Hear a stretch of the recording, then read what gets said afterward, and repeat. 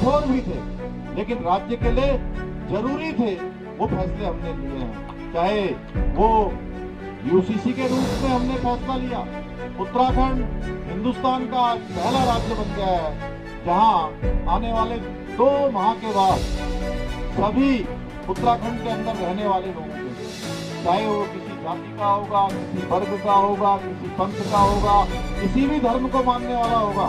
उत्तराखंड का अंदर रहने वाला होगा, तो उसके लिए पूरे उत्तराखंड के अंदर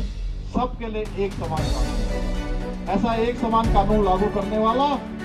उत्तराखंड हिंदुस्तान की आजादी के बाद उत्तराखंड पहला राज्य होगा, देश का पहला राज्य होगा भाई। इसके साथ साथ हमने धर्मांतर रोकने का कानून बनाया है, गंगा रोकने का कानून बनाया है। राज्य के अंदर अब कोई गंगा नहीं करेगा, कोई धर्मांतरण नहीं करेगा। इसके साथ ही हमने अतिक्रमण हटाने का काम भी करना होगा। अनेक स्थानों पर घटना हुई, हमारे धारचूला क्षेत्र में घटना हुई, अनेक क्षेत्रों में शिकायतें आई। हमने कहा है कि आप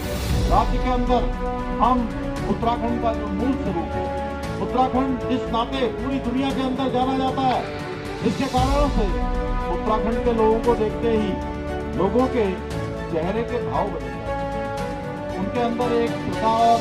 विश्वास और आस्था का भाव प्रकट होता है जब हम कहीं भी जाकर ये कहते हैं कि हम देवभूमि उत्तराखंड जाते हैं। तो भाई बहनों, ये उत्तराखंड देवभूमि का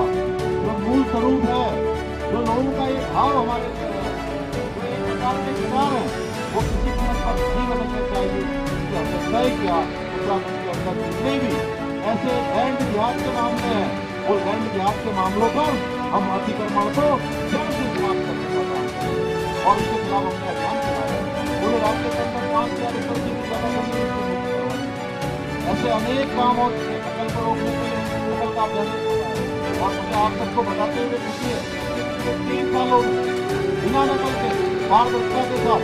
15,000 से भी ज्यादा लोगों को हमने नौकरी दी और